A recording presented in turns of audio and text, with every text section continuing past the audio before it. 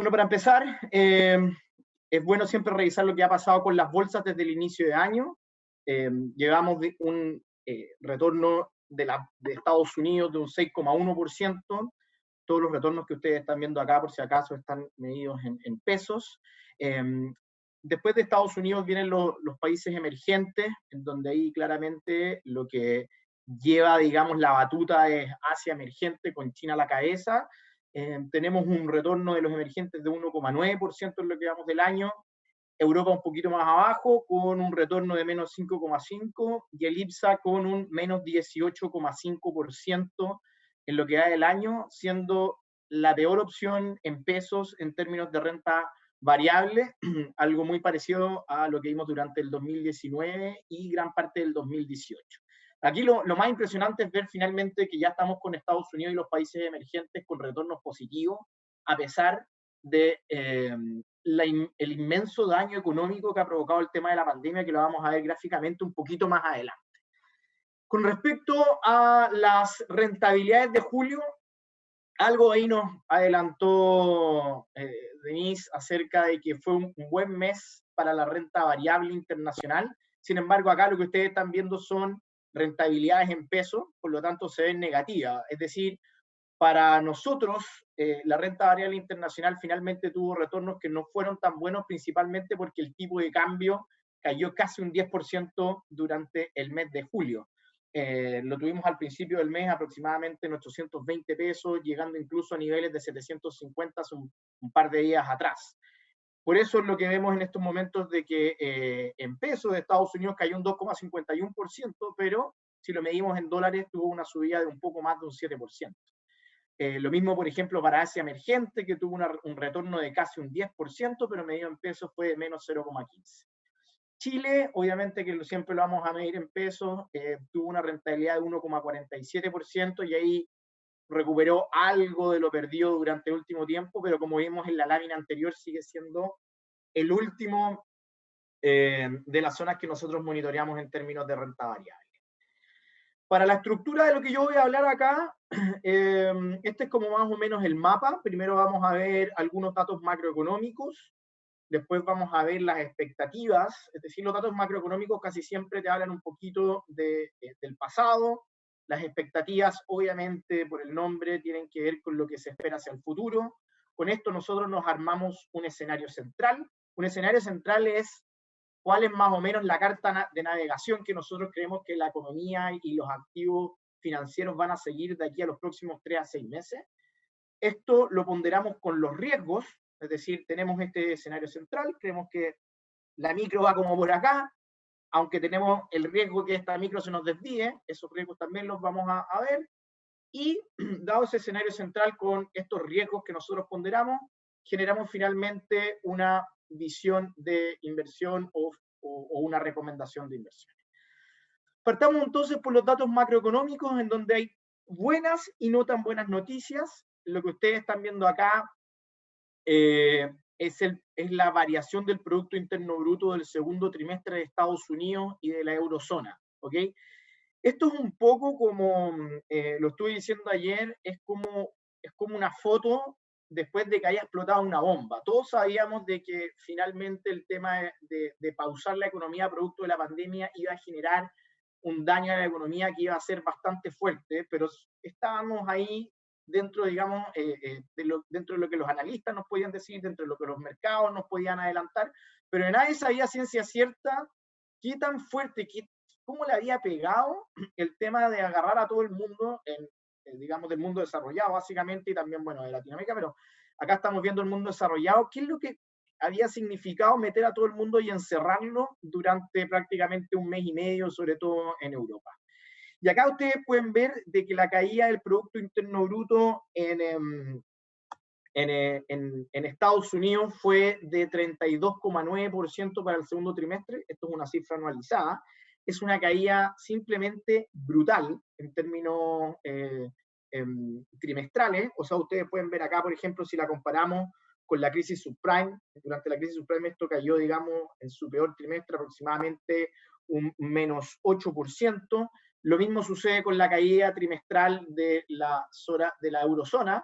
en donde acá no está anualizado, por eso es menos que lo que estamos viendo en Estados Unidos. Sin embargo, la caída también en términos relativos a lo que pasó en la crisis subprime es brutal. O sea, aquí vimos una caída máxima de aproximadamente un 5,2%, acá lo que vimos fue de un menos 15%. O sea, ya tenemos una foto de qué es lo que pasó después de esta bomba, prácticamente, en el Producto Interno Bruto.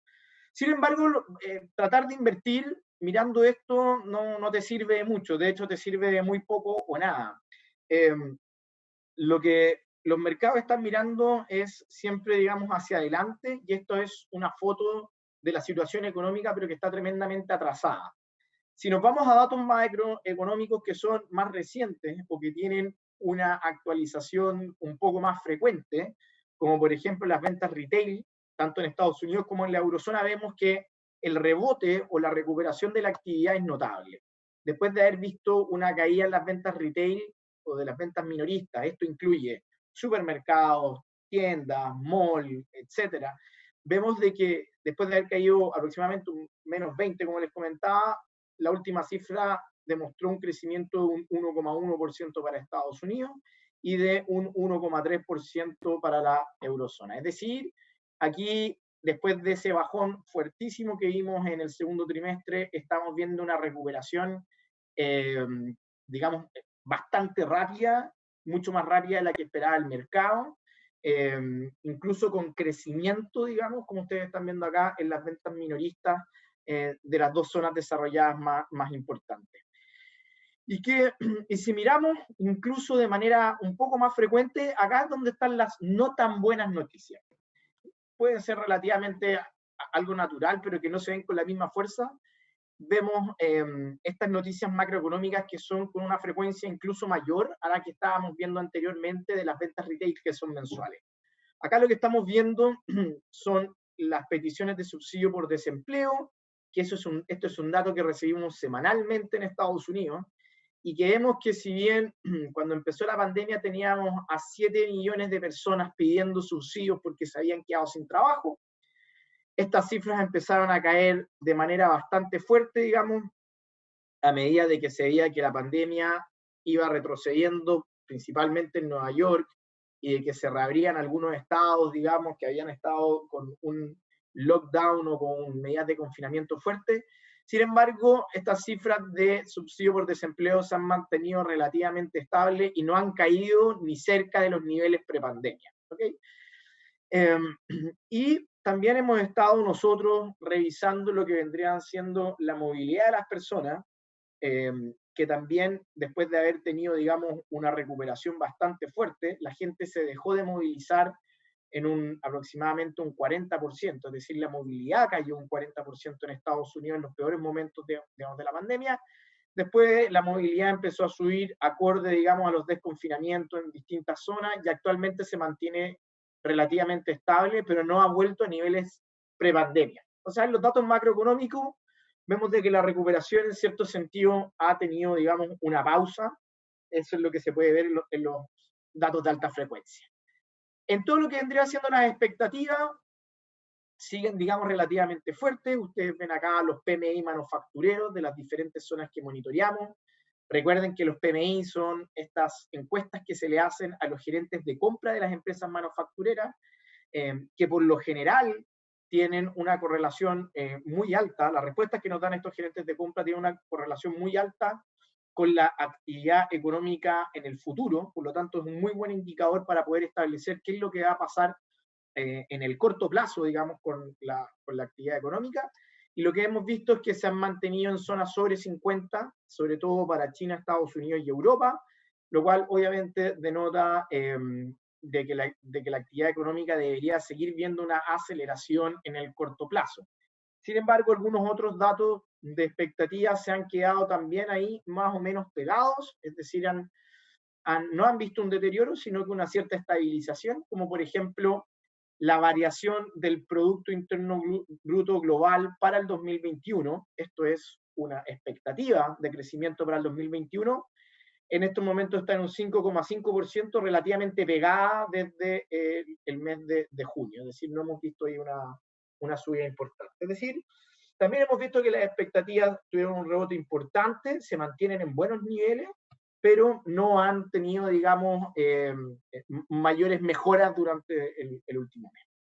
Entonces, siguiendo con nuestra agenda, los datos macroeconómicos, se ve una moderación en la recuperación, luego un fuerte rebote durante los últimos 2 meses. En los PMI se sigue también viendo un importante rebote. Esto quiere decir que las expectativas todavía siguen, digamos, relativamente arriba. Sin embargo, durante el último tiempo, en algunos indicadores de expectativas se ha visto una cierta estabilización. Por ejemplo, esto también lo hemos visto en la confianza del consumidor de varios países, lo cual podría seguir mejorando siempre y cuando la pandemia se siga manteniendo controlada en Europa, sigan decayendo los casos diarios en Estados Unidos, y aparte se apruebe un paquete fiscal de ayuda en Estados Unidos que sea lo suficientemente robusto para poder mantener, digamos, las expectativas de crecimiento como han mejorado, digamos, hasta ahora en el mundo. Entonces, nuestro escenario central, dado lo que estamos viendo en los datos macro y en las expectativas, es que deberíamos seguir siendo testigos de una recuperación paulatina en la actividad económica, aunque aún con bastantes imponderables y también aceptando de que la pandemia sigue más presente que nunca. ¿Okay? Por lo tanto, debido a lo anterior, seguimos en una posición neutral entre renta fija y renta variable, es decir, estamos llamando a los clientes a tener portafolios que sean equilibrados, no ir a refugiarse a renta fija, pero tampoco creemos que es el momento de tomar las apuestas y, digamos, generar una alta concentración de renta variable en los portafolios, sino que mantenerse equilibrado, digamos, en los perfiles de cada uno. ¿Cuáles son los riesgos de este escenario central de crecimiento paulatino? Obviamente de que no hayan más medidas de confinamiento. Si el día de mañana, digamos, queda una embarrada fuerte, digamos, con los rebrotes en Europa, no hay, digamos, nada que nos diga de que no puedan volver a tomar medidas digamos, de confinamiento fuertes que bajen, digamos, las expectativas de crecimiento económico. Los efectos de segunda vuelta, que hasta el momento los efectos de segunda vuelta han sido bastante suaves, no han sido lo suficientemente grandes como para poner en jaque la economía mundial. Hemos visto como efectos de segunda vuelta lo que ha pasado con todo lo que es el mercado inmobiliario comercial en el mundo, que se ha visto tremendamente afectado porque la gente está trabajando desde el teletrabajo. Hemos visto como también efectos de segunda vuelta en temas del precio del petróleo, que en algún momento incluso llegaron a estar en niveles negativos a nivel mundial, pero todavía no se han visto efectos de segunda vuelta como por ejemplo interrupciones en la cadena de pagos u otros que finalmente podrían generar disrupciones en la economía que sean más importantes. Elecciones presidenciales en Estados Unidos, obviamente esto también va a ser una fuente de volatilidad. Recordemos que tenemos elecciones a principios de noviembre en Estados Unidos, en donde ya Donald Trump ha dicho que a él le gustaría atrasarla, lógicamente, porque le está yendo pésimo en las encuestas, por lo tanto, sobre todo por el tema de cómo ha manejado la pandemia, por lo tanto le conviene aplazar un poco, digamos, este tema, lo cual entiendo de que esto no es una decisión que pueda tomar el presidente, por lo tanto ahí no tiene mucha opción. Sin embargo, también, aparte de todo lo tumultuoso que puede significar la elección en sí, en donde podemos conocer los resultados de la elección incluso un mes después de que se genere, digamos, la votación, debido a que mucha gente va a tener que ir a votar por correo, porque ya sea que en su condado tienen medidas de confinamiento importantes, o ya sea porque está dentro de la población de riesgo y no quiere estar en lugares en donde hay mucha concentración de personas, etc. Y contar finalmente votos a través del sistema de correo mucho más lento que de la forma presencial. ¿Okay? Por lo tanto, podemos tener ahí un mes bastante tumultuoso en términos de que no se va a saber finalmente quién es el ganador si es que la votación está, digamos, muy peleada. En estos momentos, según las encuestas, no está peleada. Lo más seguro es que gane Biden, lo cual significaría que gracias a los impuestos que tiene planeados en su programa de gobierno, tanto para las empresas como para las personas, significaría una caída de un 6% para las utilidades corporativas. Ahora, también hay que acordarse que las encuestas también dan como ganador indiscutida a Hillary Clinton hace 4 años atrás, sin embargo, no funcionaron mucho. Por lo tanto, el mercado tampoco ha tomado muy en serio esto de las encuestas. Y por último tenemos tensiones entre China y Estados Unidos, que ahí el panorama también no está, digamos, no está grave, pero tampoco, digamos, ha conducido, digamos, hacia un entendimiento que se pensaba que iba, digamos, a resurgir este 2020. Se cerró un consulado de China en Texas y en China se cerró un consulado de Estados Unidos en una ciudad que, si bien no es la capital, es una ciudad que tiene 16 millones de habitantes, o sea, prácticamente está todo Chile metido ahí adentro, o sea, es algo relativamente importante. Esto es una situación diplomática que no tiene, digamos, registro anterior dentro de la relación bilateral de Estados Unidos y China. Por lo tanto, también es un riesgo digno a seguir monitoreando. Dentro de este panorama, ¿qué es lo que nos sigue gustando para la renta variable, para ese bucket, para esa parte de la renta variable? Nos sigue gustando Estados Unidos. En este momento, las empresas del Standard & Poor's 500, que es el principal índice accionario en Estados Unidos, están mostrando sus resultados del último trimestre, del segundo trimestre, y las sorpresas positivas en las utilidades han sido un 22% y en las ventas han sido de un 1,74%.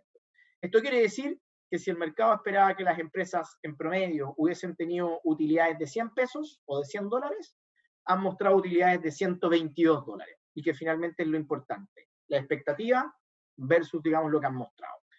Por esa parte es algo que nos sigue, digamos, mostrando la fortaleza, digamos, corporativa de Estados Unidos, y por otra parte también creemos de que el próximo paquete de estímulos va a ser amplio y robusto como para poder seguir, digamos, manteniendo a la población con poder adquisitivo, lo cual también nos ayuda a pensar en que la recuperación debería seguir su rumbo, digamos, que ha tomado durante los últimos meses.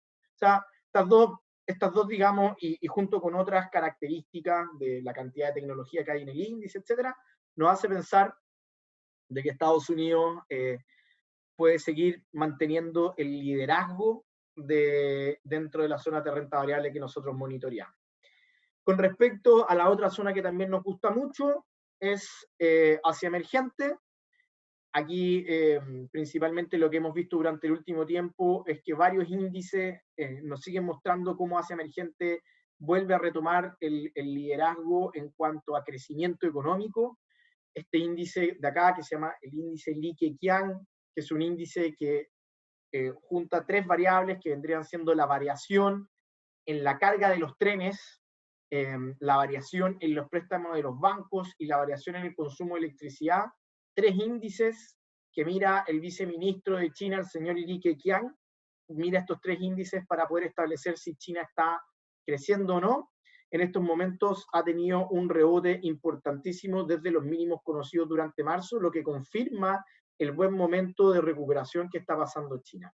Y si no le creemos a las cifras de China, entonces miramos a los socios comerciales de China, en donde se ha visto también de que Corea del Sur ha aumentado de manera significativa, digamos, las exportaciones, después de haber visto una caída en torno a un 25% en lo peor de la pandemia aproximadamente durante marzo. También podemos ver otros indicadores que nos dicen que China también está rebotando, como por ejemplo el precio de los metales base, en donde el cobre es el más importante, en donde estaría llegando, o está llegando, ya está ahí, digamos, el cobre en $2,90, después de haber llegado casi, digamos, haber caído de los $2 durante, digamos, también marzo, el peor momento de la pandemia. Y en el panorama local, aquí la pregunta es si estamos tocando fondo. Acá tienen dos, digamos, indicadores de actividad.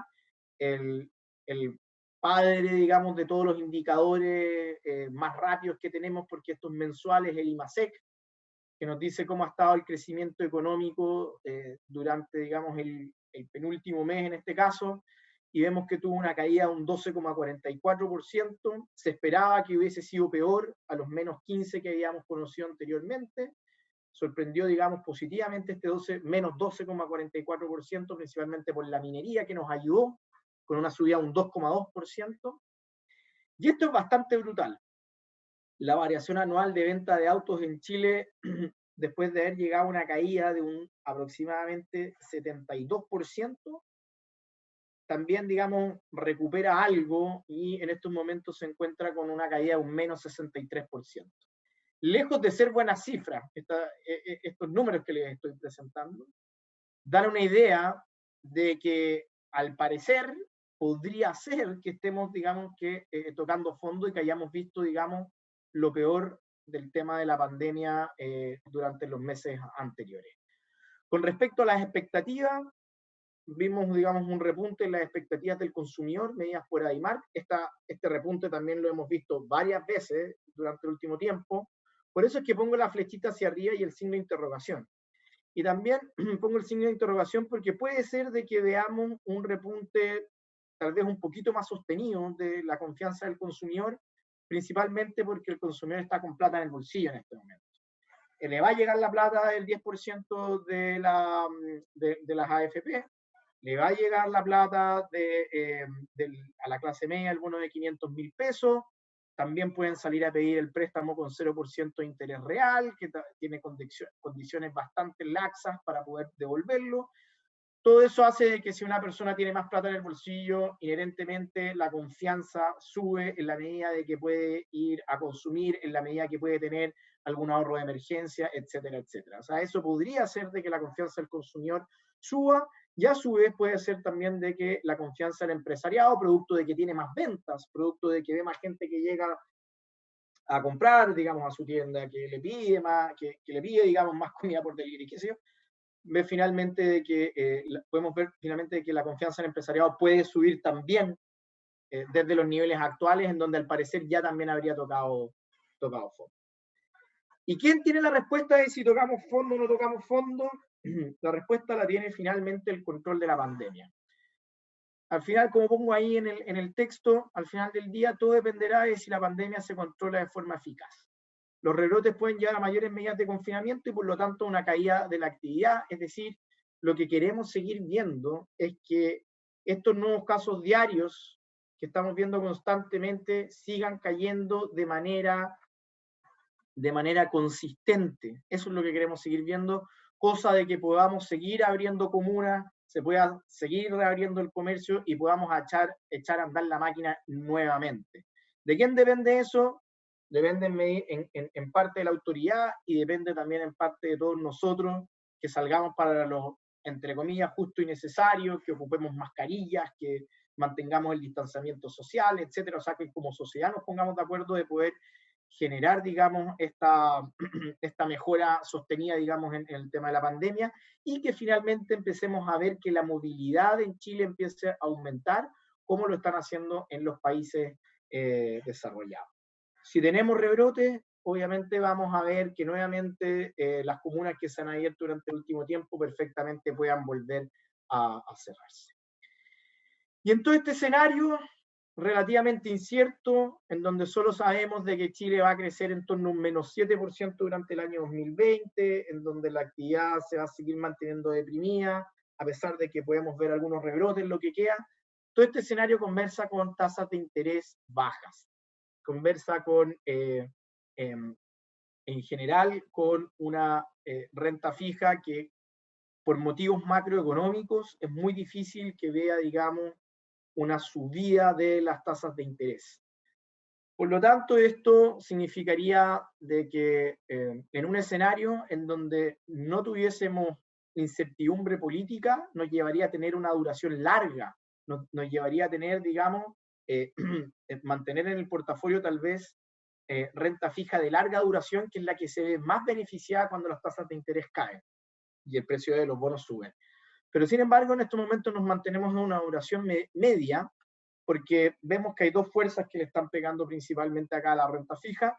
Por un lado es la parte macroeconómica, que te lleva las tasas de interés a la baja, lo cual es positivo para la renta fija, pero a su vez también tenemos el riesgo de toda la revuelta social y la incertidumbre política que tenemos por delante, lo cual en el pasado nos ha demostrado de que las tasas tienen el poder de que las tasas de interés suban, como ocurrió durante noviembre, por ejemplo, acá, donde subieron de manera bastante fuerte, aproximadamente 100 puntos base, lo que llevó a los portafolios de renta fija a perder valor. Recordemos que cuando las tasas suben, el precio del bono cae. Entonces, para evitar, digamos, exponerse a este riesgo es que finalmente nos mantenemos en una duración media.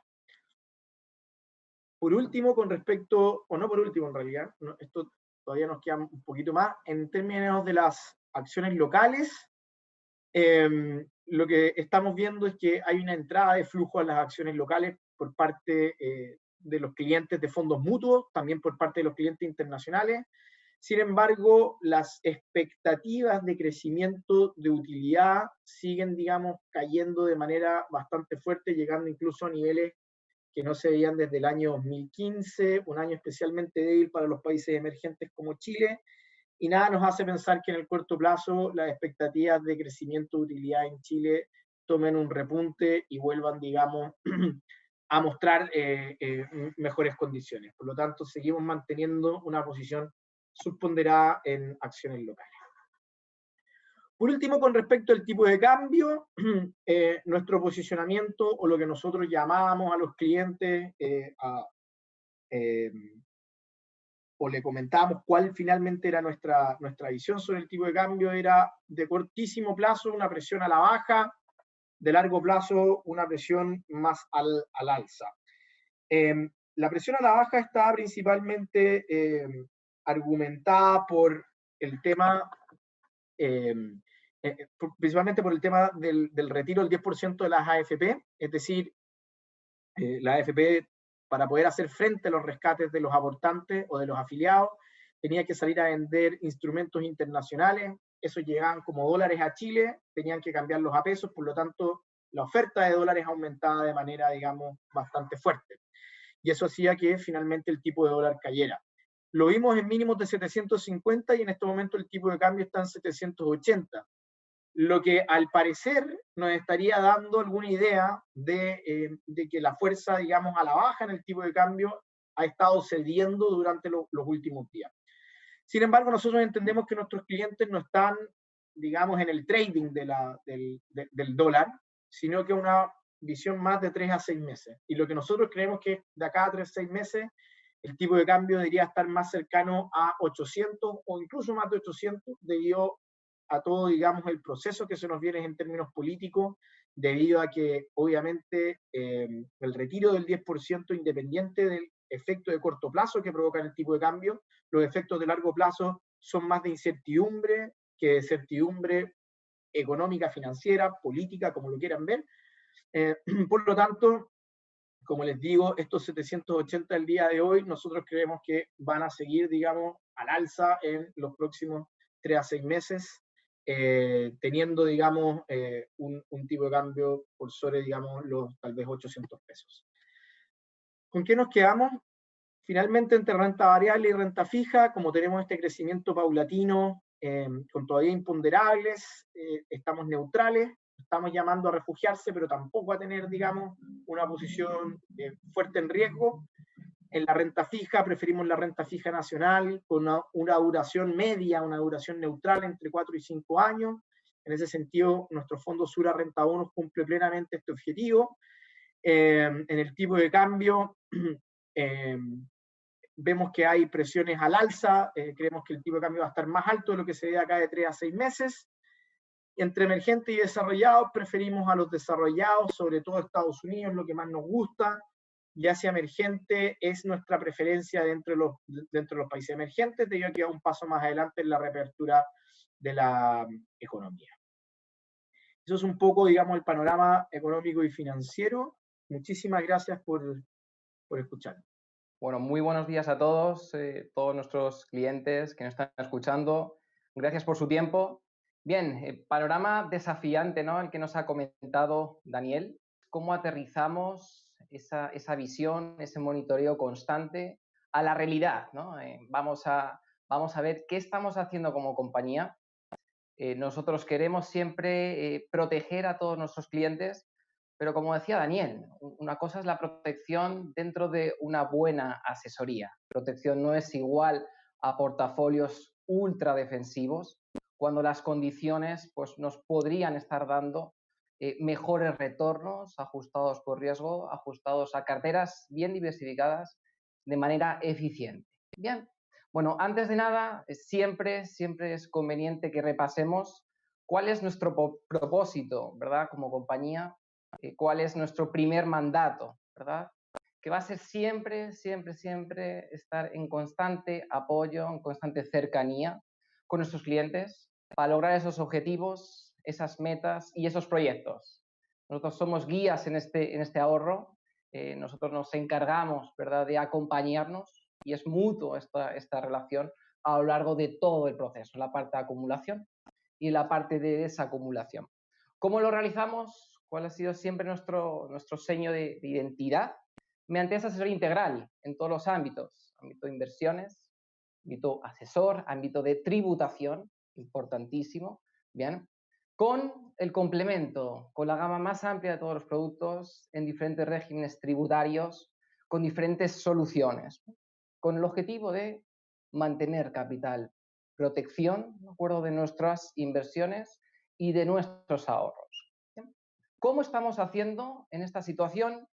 En esta, o desde, ¿verdad?, el antes y es el después que marcó el 18 de octubre, ese adicional transversal a todas las bolsas que vimos ya desde principios de este año, famoso COVID. ¿Qué hemos estado haciendo en estos tiempos complejos, ¿verdad? ¿Cómo hemos ido guiando? Bueno, como estamos haciendo a día de hoy en estos famosos webinars, estos famosos streaming, bien apoyándonos con nuestra unidad de inversiones, claramente con estrategia, algunos podcasts prácticamente todas las semanas en diferentes ámbitos dentro de la asesoría, también en el ámbito de la tributación, ¿no es cierto? Y el acompañamiento, las recomendaciones de inversiones, que este ha sido un año donde la cercanía, la respuesta, pese a el comportamiento de los mercados, ha seguido siendo diferencial y el gran valor que sigue agregando la compañía Sura a día de hoy a todos nuestros clientes. Siguiendo con el panorama que nos ha adelantado Daniel, y lo relevante para nosotros no son los clientes en la medida que hayan tenido un porcentaje de renta variable en las carteras, ya que pese a esas caídas drásticas, correcciones duras, la renta variable en términos generales, sobre todo en esas dos regiones en las que más convicción tenemos, como decía y repasaba Daniel, ¿verdad?, Estados Unidos y Asia emergente, a día de hoy nos han acompañado con resultados en lo que llevamos de año positivos y atractivos. Lo relevante aquí y las muchas preguntas, los muchos cuestionamientos que nos hemos encontrado, ya es con los perfiles conservadores. Vamos a ver el antes y el después en la renta fija local, ¿de acuerdo?, los últimos 10 años, y cómo ese famoso día 18 de octubre marcó un después, que esto es lo relevante. Bien, bueno, un ejemplo claro de esto, aquí lo vemos en Estados Unidos. Esto lo que vemos es el comportamiento de los tipos de interés, de la tasa rectora en Estados Unidos, como ya desde finales de 2018, entrado 2019, empezamos a ver una relajación, empezamos a ver una estimular, ¿verdad?, la tasa de política monetaria. Y lo relevante, porque esto siempre es hablar de historias, bueno, ¿qué viene a futuro? Daniel hablaba de un panorama, y Denise, un panorama desafiante, un panorama donde ha habido una recuperación que se está empezando a moderar, ¿eh? Pero el mensaje, o cuál ha sido el mensaje, y de manera totalmente transversal, de todas las instituciones monetarias, Banco Central Europeo, Banco Central Chileno, Fed, Japón, China, ha sido y sigue siendo, y al menos durante un tiempo bastante importante, un panorama de un crecimiento acotado, y uno de los objetivos del Banco Central, estabilidad de precios, crecimiento sostenido de la economía. Por tanto, tengo que seguir estimulando mi economía, apoyando mi economía con tasa de políticas monetarias, tipos de interés en mínimos. Lo vimos ayer, de hecho, con el Banco Central de Inglaterra, lo vimos la semana pasada de nuevo con Estados Unidos, lo hemos visto hace semanas con nuestro Banco Central, con el Banco Central Europeo. Bien, ¿qué nos dicen estos tipos de interés en mínimos, estas tasas planas, ¿verdad? Y lo importante es la proyección. Bueno, lo que nos están diciendo es que en el parque, en el mundo, en la variable de renta fija, los retornos van a ser retornos bastante más acotados de los de que históricamente hemos tenido. Bien, siguiendo con esto y ya adentrándonos en el ámbito local. Vamos a ver un antes y un después. Lo veíamos como titular de la anterior diapositiva. Este antes y después en la parte chilena lo hemos analizado en los últimos 10 años.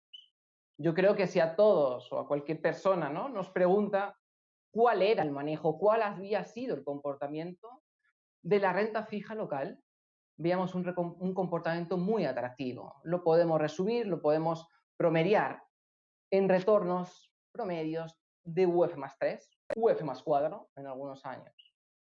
Ante este tipo de retornos, veíamos un escenario a nivel global y a nivel local, particularmente, de baja volatilidad, o al menos una volatilidad bastante acotada, donde claramente en un escenario más atractivo los riesgos de crédito, es decir, la probabilidad de defaults, la probabilidad de incumplir con el pago de mi deuda, había sido y era bastante acotada. Y adicional a lo anterior, a esas tres variables, toda la primera, la variable de más acotada la volatilidad, por tanto, más tranquilidad en la parte crediticia.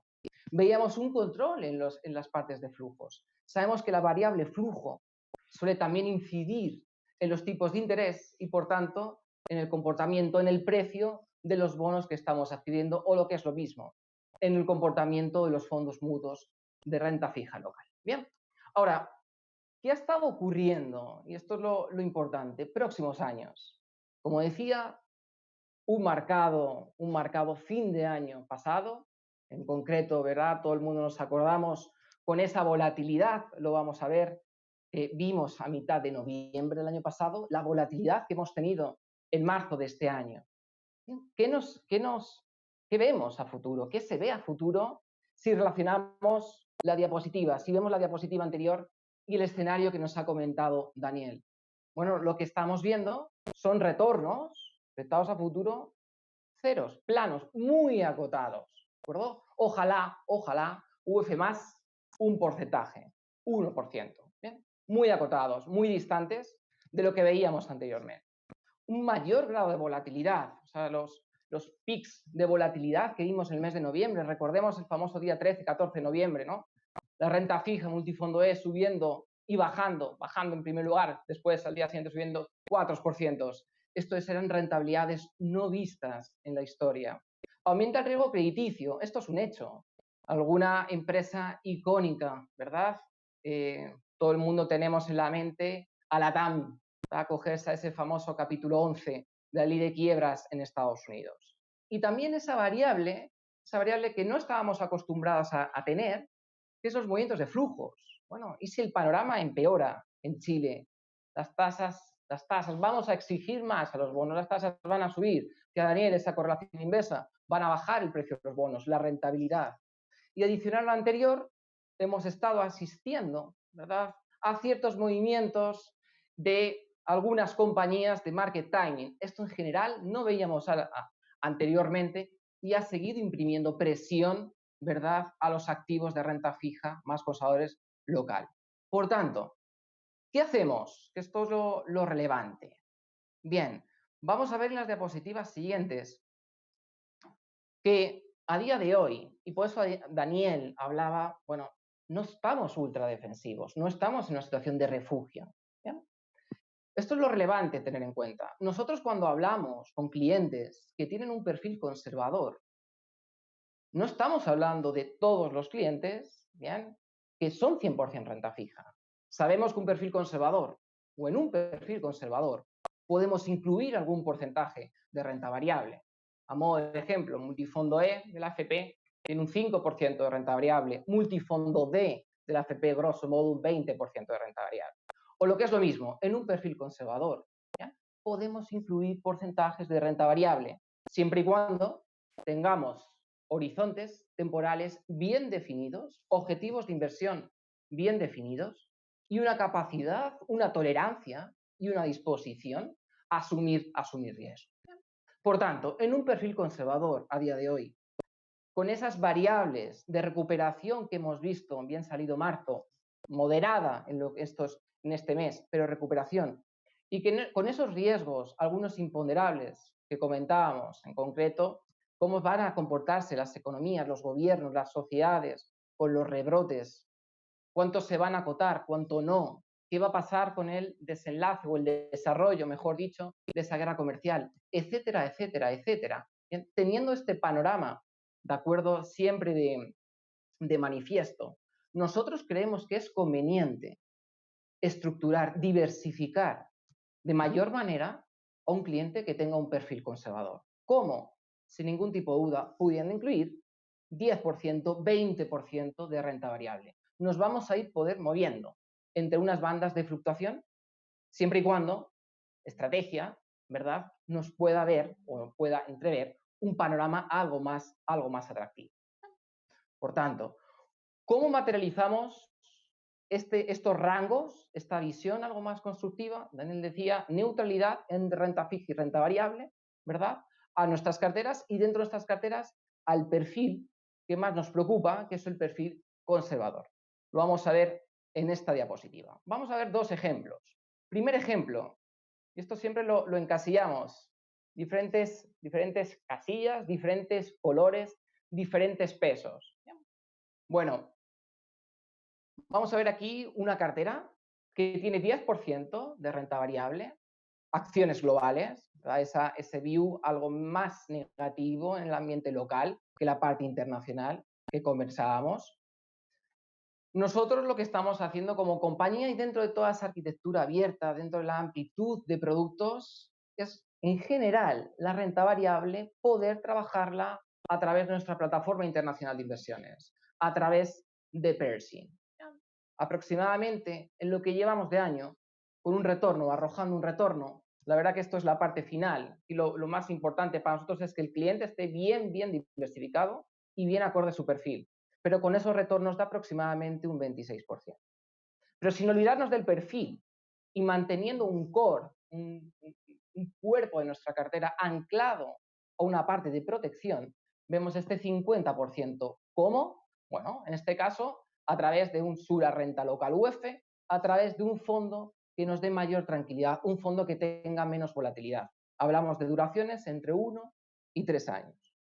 ¿Cómo podemos seguir complementando esa parte de renta fija?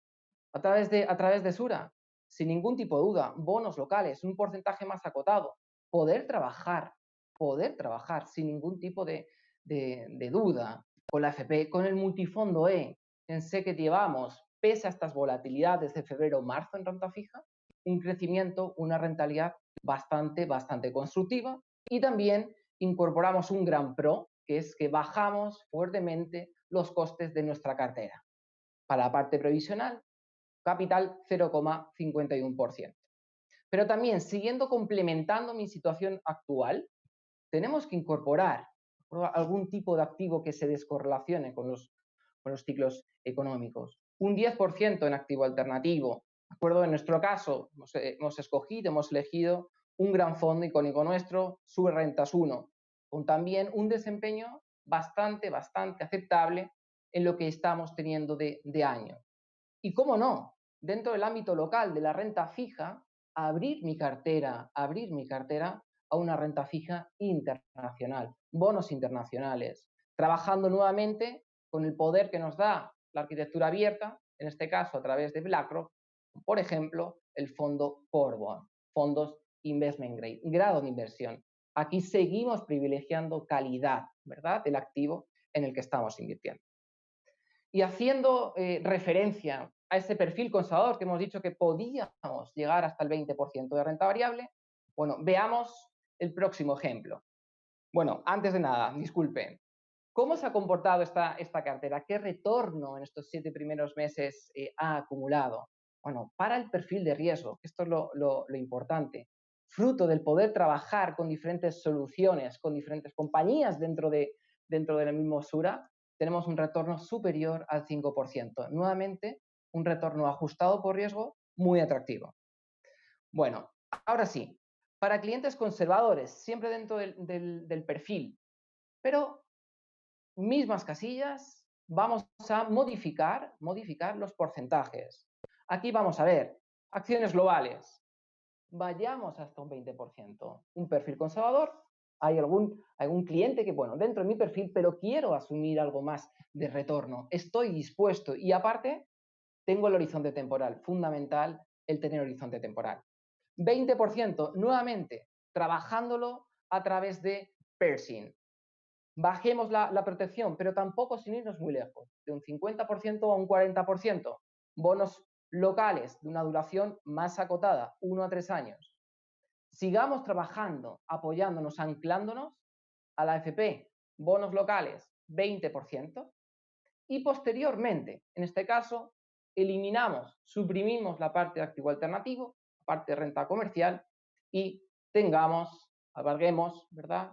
Un 20%, hasta un 20% de bonos internacionales. Nuevamente, con el fondo, en este caso, de BlackRock. ¿Cómo se ha comportado la cartera? Ajustado por riesgo, vemos un retorno por encima del 8%, 8,22%.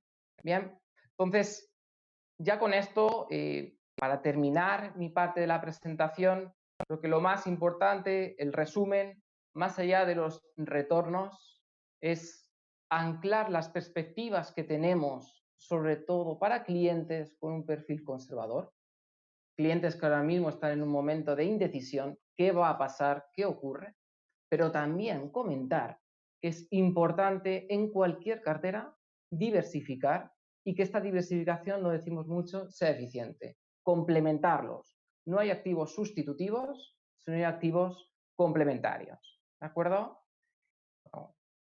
Muchas gracias, como comentaba al principio, por su tiempo, por su atención.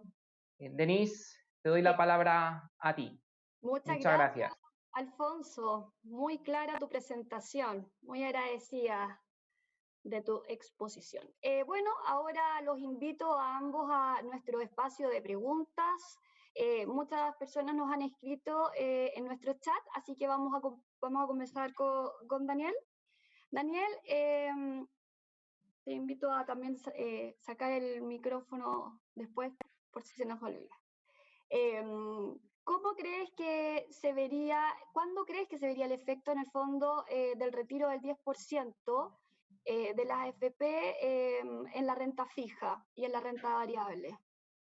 Bueno, ese efecto ya lo vimos, o sea, lo que hemos estado viendo durante el último tiempo es una subida, en el último mes principalmente, vimos una subida de aproximadamente entre 40 y 50 puntos base en la renta fija, que luego se devolvió. Y esto principalmente es porque las AFP obviamente no iban a esperar hasta el último minuto para poder salir a vender instrumentos y así hacer frente a los rescates de los afiliados, sino que se estuvieron preparando de manera proactiva durante gran parte, digamos, antes de que se votara a favor esta moción, tanto en el Senado como en la Cámara de Diputados. Por la parte de la renta variable también es lo mismo. Vimos que aproximadamente a finales de junio teníamos el IPSA cayendo entre un 13 y un 14%, y para finales de julio ya lo teníamos cayendo un 18%, es decir, el mercado se estaba adelantando a este efecto de venta de acciones por parte de las AFP para hacer frente, como te decía antes, a los rescates.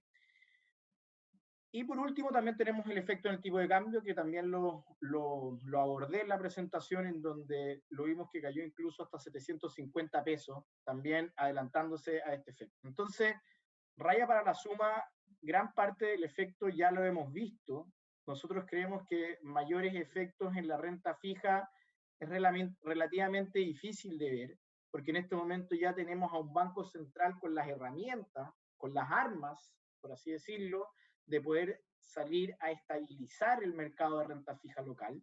Esto es porque puede salir a comprar bonos bancarios, puede salir a hacer repo, y recientemente ya se le dio la facultad de poder salir a comprar bonos de la Tesorería General de la República, lo que quiere decir de que es un comprador de última instancia de una serie de instrumentos financieros para poder otorgarle liquidez al mercado, y de esta manera que no veamos estas subidas impresionantes en las tasas de interés, lo que significa caídas en el precio de los bonos.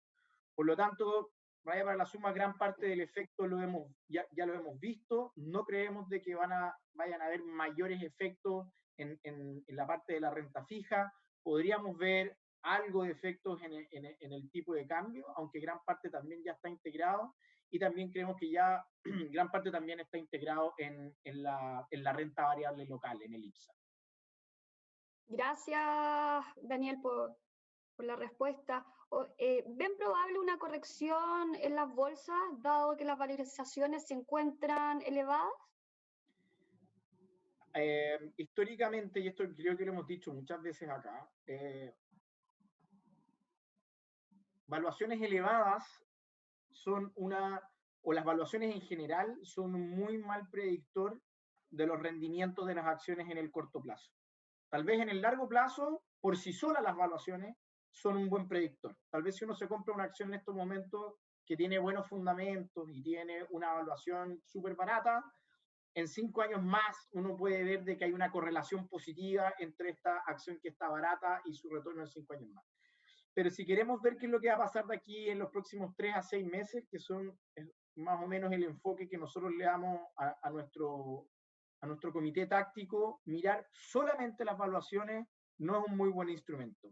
Por ejemplo, Amazon y la mayoría de las empresas tecnológicas que en estos momentos están llevando el carro de la renta variable en Estados Unidos, han tenido evaluaciones altísimas, no solamente ahora en el 2020, sino que gran parte, digamos, del 2018 y gran parte del 2019 e incluso de la década.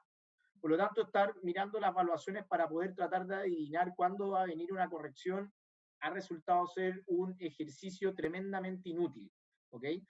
Nosotros creemos que puede venir una corrección siempre y cuando veamos un empeoramiento sustantivo en el tema del control de la pandemia en los países desarrollados. Eso creemos que puede ser un catalizador más importante, o también una perturbación, si queremos ponerlo así, en el tema político en Estados Unidos que sea, digamos, mucho más fuerte de lo que el mercado está esperando hasta el momento. Pero por tema de evaluaciones, no es algo que a nosotros nos quite el sueño para ver una corrección en el corto plazo. Gracias. Tengo 2 temas más para ti. Primero, quiero conocer cuál es la opinión que ustedes tienen sobre la renta variable europea.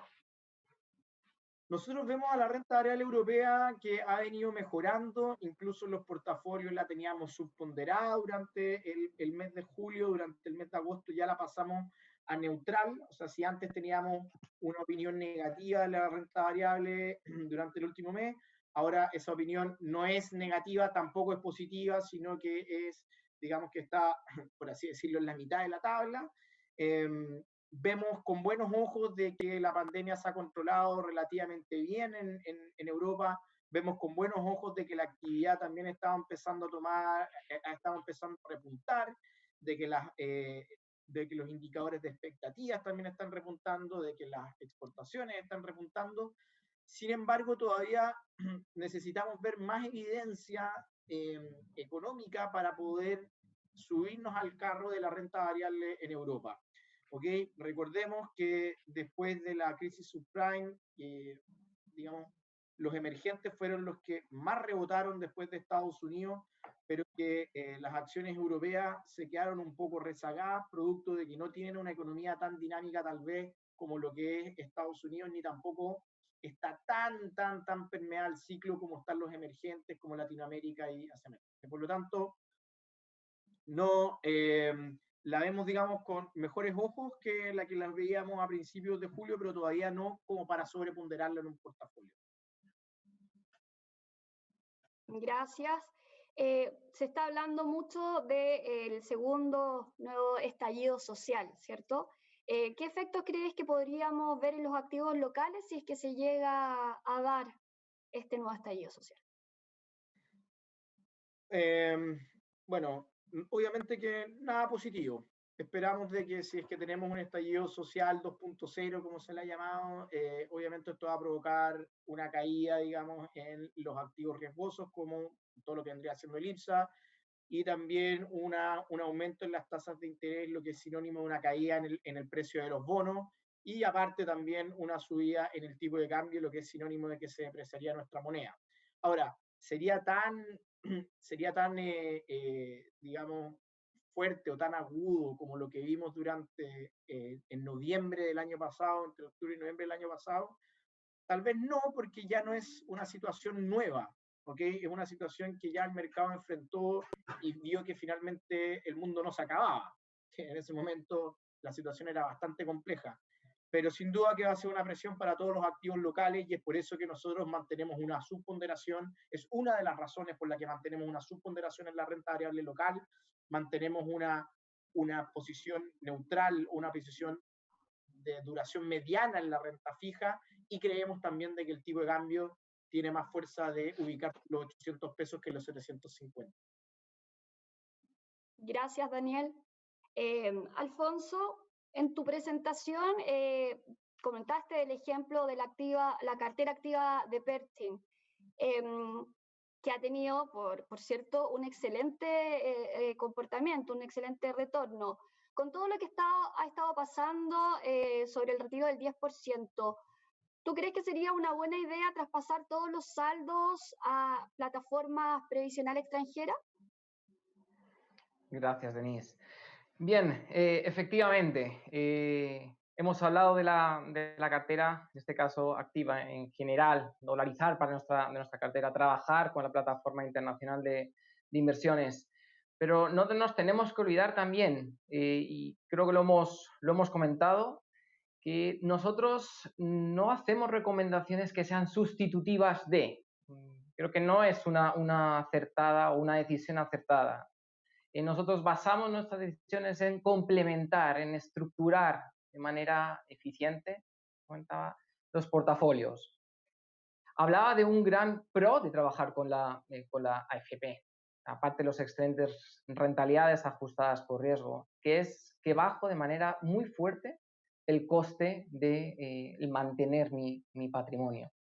A día de hoy, pese a lo que estamos viendo en el ámbito local, a lo que nos puede venir a futuro, sí que creemos sin ningún tipo de duda que es muy conveniente seguir complementando, apoyando nuestras carteras, nuestros patrimonios con o a través de Pershing, ya que claramente no podemos trabajar nuestra parte obligatoria, pero sí nuestra parte previsional, APB o depósito comedido. Por tanto, para resumir la respuesta, Denise, sin ningún tipo de duda, a día de hoy, una decisión acertada de inversión es trabajar con Pershing, sin ningún tipo de duda. Gracias, Alfonso. Bueno, la incertidumbre local e internacional es altísima. Las personas privilegian hoy día estar refugiadas y muchas de ellas toman depósitos a plazo. Sin embargo, ¿qué nos podrías decir tú de esta decisión hoy día o bien nos podrías recomendar alternativas para perfiles muy conservadores? Cierto, muy buena pregunta.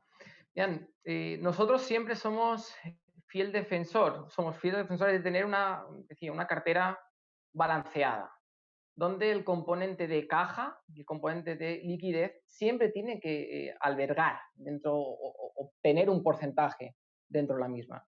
Sin embargo, lo hemos visto, podemos ver los depósitos a plazo o los fondos money market, el altísimo coste de oportunidad que a día de hoy, más que a día de hoy, los últimos 3-4 meses y sobre todo, predicción a futuro, estamos teniendo en ese tipo de instrumentos. Por tanto, y aquí viene parte de las variables que son fundamentales para considerar abrir más mi patrimonio, mi cartera, es el horizonte temporal. Nosotros consideramos que para inversiones que al menos estén un año o con ese horizonte, con esos objetivos, sí o sí tenemos que salir de alternativas ultradefensivas, lo hablaba Daniel, no estamos en esa posición, no tenemos ese view, y sin movernos de un perfil conservador, pero albergar algo de mayor comportamiento, creemos una estrategia adecuada, aumentar un peldaño en la duración, aumentar 2 peldaños la duración, es decir, trabajar con fondos de más corto plazo para parte de nuestro patrimonio o fondos de mediano o largo plazo. Pero lo que es evidente y es un hecho que si permanecemos o seguimos permaneciendo a día de hoy en este tipo de activos, los retornos en términos reales seguirán siendo negativos. Bueno, muchas gracias, Alfonso, por tus respuestas. Daniel, a ti también. Muchas gracias a todas las personas que se conectaron. Con esto damos por finalizado nuestro 5º webinar Visión de Mercado del mes de agosto. Les recordamos que los próximos días esta charla va a estar disponible a través de nuestros medios YouTube y además a través de nuestro podcast de Spotify. Muchas gracias a todas las personas que se conectaron. Esperamos que haya sido de su interés y volver a vernos en una próxima oportunidad. Daniel, Alfonso, muchas gracias por estar con nosotros. A vosotros.